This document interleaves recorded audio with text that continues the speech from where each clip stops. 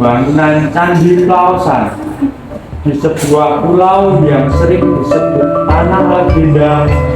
Pulau Jawa menyimpan cerita Candi Kembar yang sering disebut Candi Plaosan. Situs Candi Plaosan terletak di Desa Bugisan, Kecamatan Prambanan, Kabupaten Klaten, Jawa Tengah. Candi Plaosan dibangun pada abad pertengahan 9 Masehi yang dibangun oleh Rakai Pikatan dan Pramodawardhani mendapat gelar Sri Kahuriman ketika menjabat sebagai raja menggantikan ayahnya Tamaratungga yang telah wafat. Para rakyatku mugi tansah bagya mulya. Aku sing bakal dadi ratumu. Aku iya sing bakal nggantekake lan nerusake perjuangane bapakku dinggo nuntun rakyatku nuju urip makmur. Diketahui Samanatungga dan Pramodawardhani juga adalah tokoh yang ikut berperan membangun Candi Borobudur dan Candi Mendut. Tak berselang lama, Pramodawardhani yang beragama Buddha menikah dengan Rakai Pikatan, seorang raja besar yang beragama Hindu. Pernikahan kedua tokoh besar inilah yang kemudian diyakini dapat menyelesaikan pembangunan Candi Plaosan. Kagem siram ucap ayu, boten wonten sing saged nyanyi dumadilan tresno marang sliramu. Purun boten sliramu dadi kanca uripku kanthi pungkasaning uripku. Maksud panjenengan napa?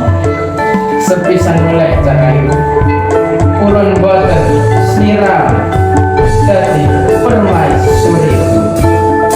Setelah perbincangan itu pun, Rakai Pikatan dan Pramodawardhani menggelar pernikahan yang dimeriahkan oleh para raja dan juga para rakyat.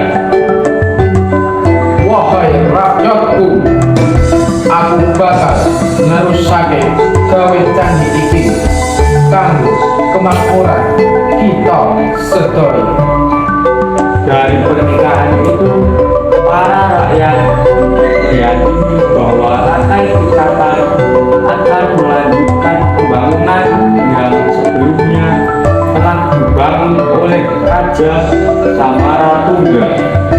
Dalam pembangunan Candi Plaosan, Maharaja telah dibantu oleh pejabat kerajaan, pemungut pajak, dan raja-raja yang ikut memberikan sumbangan bagi pembangunan bangunan suci.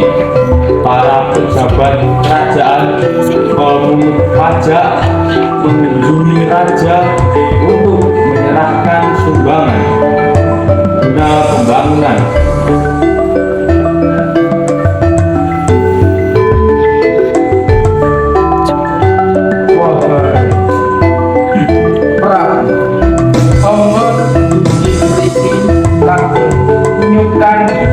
Hasil pajak rakyat kagem damel bangunan suci.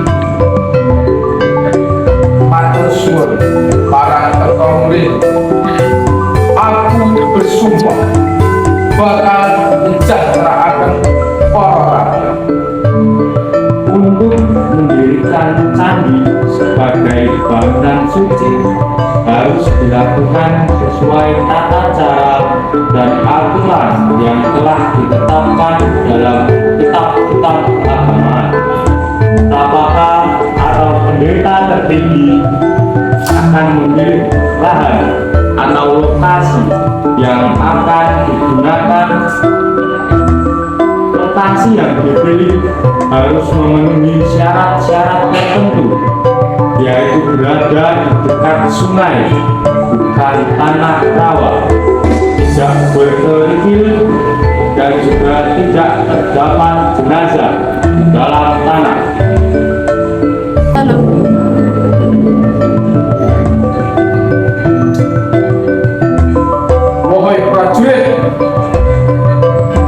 panggil Cilepen Sitopomo Jingung ngadep Abusan Kita jauh Prabu Tak berselang lama, tampak Agung datang untuk menghadap raja.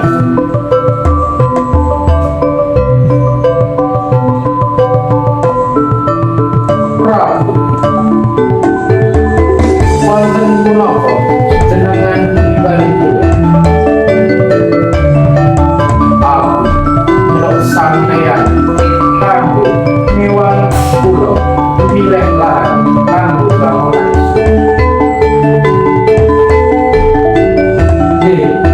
Prabu Tanah yang akan dijadikan lahan pembangunan bangunan suci.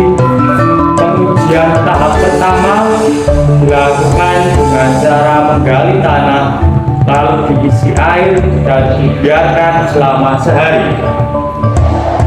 Esok harinya tanah diperiksa dan akhirnya tersisa setengah. Maka tanah dirasa cukup baik, tidak terlalu padat dan dapat menahan air seperlunya sehingga dapat dilanjutkan ke tahap kedua.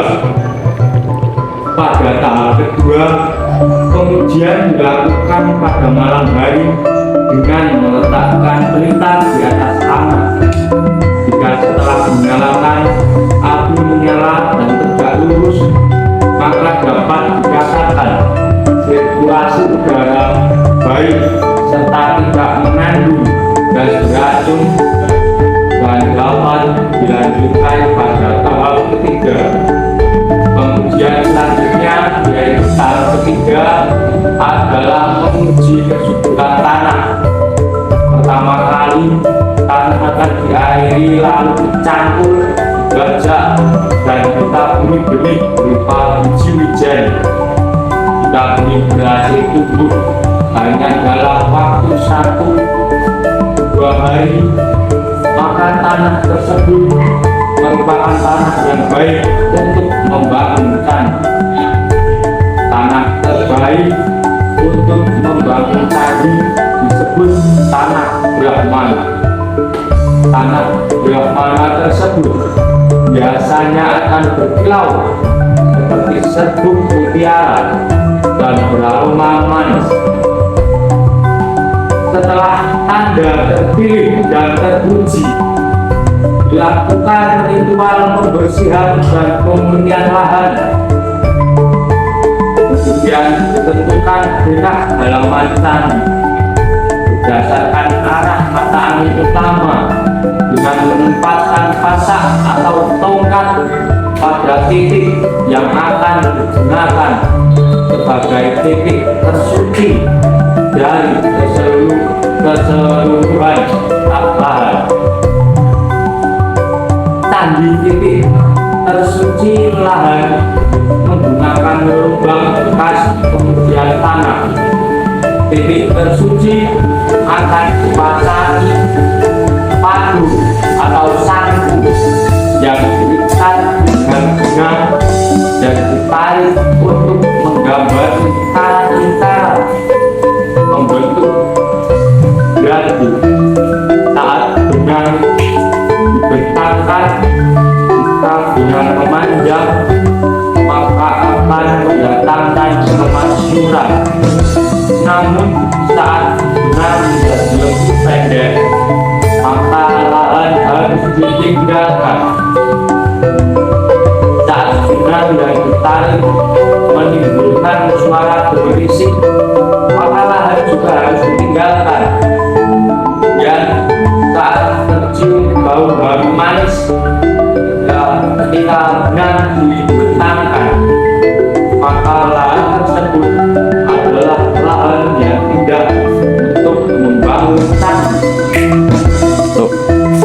Setelah keseluruhan prosesi tersebut selesai, mulailah batu-batu pembentuk bangunan candi diangkat mengangkut dari sumbernya dan diletakkan tidak terlalu jauh dari lokasi pembangunan candi. Membuat fondasi dibuat sesuai dengan bentuk dan ukuran bangunan candi yang akan dibangun dan mengisinya dengan kerikil dan pasir.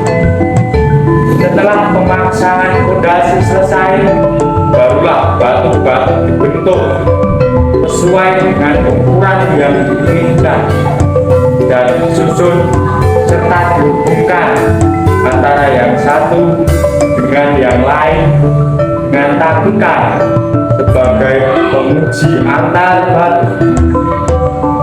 Setelah proses pembangunan selesai, mulailah para pemahat melaksanakan tugasnya.